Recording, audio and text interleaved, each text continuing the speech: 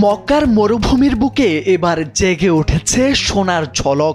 রাসূল সাল্লাল্লাহু আলাইহি ওয়াসাল্লামের মাতৃভূমি সৌদি আরবের মক্কা অঞ্চলে এবার সোনার খনি আবিষ্কারের ঘোষণা দিয়েছে দেশটির কর্তৃপক্ষ। প্রায় ১২৫ কিলোমিটার জুড়ে বিস্তৃত এই নতুন স্বর্ণভাণ্ডারকে বলা হচ্ছে আঞ্চলিক ইতিহাসের অন্যতম বড় খনিজ আবিষ্কার।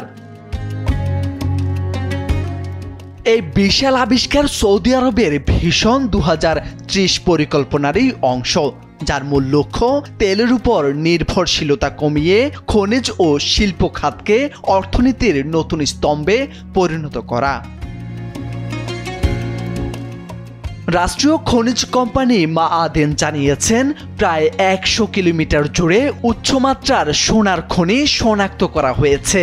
খনন নমুনায় দেখা গেছে প্রতি টন মাটিতে সর্বোচ্চ ২০.৬ গ্রাম পর্যন্ত সোনা রয়েছে, যা বৈশ্বিক মানদণ্ডেও অত্যন্ত সমৃদ্ধ। মানসুরা মাসারা খনিতে বর্তমানে প্রায় ৭০ লাখ আউন্স সোনার মজুদ রয়েছে এবং প্রতি বছর সেখান থেকে উত্তোলন করা হয় ২,৫০,০০০ আউন্স সোনা। নতুন খনি আবিষ্কারের ফলে আরও ১২৫ কিলোমিটার জুড়ে তৈরি হবে একটি বিশ্বমানের গোল্ড বেল্ট, যা সৌদি খনিকে নতুন মাত্রা দেবে।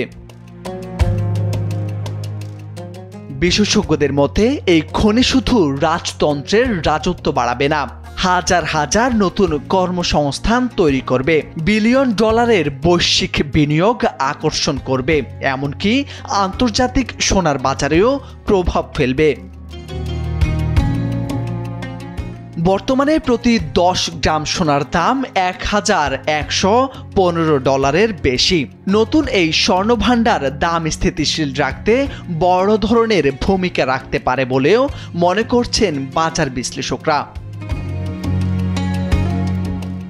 মাআদেন জানিয়েছে, শুধু মক্কা নয়, ওয়াদি আল জাও এবং জাবাল সাইবান এলাকাতেও নতুন করে সোনা ও তামার খনিজের সন্ধান মিলেছে, যা সৌদি খনি মানচিত্রকে আরও বেশি সম্প্রসারিত করেছে। তেলের দেশ সৌদি আরব এখন সোনার ঝলকে নতুন ইতিহাস লিখতে যাচ্ছে।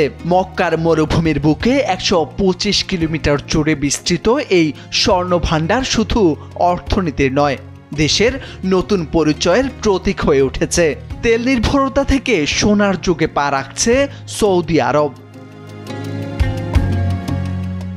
মোরশেদ আলম, সময়ের আলো।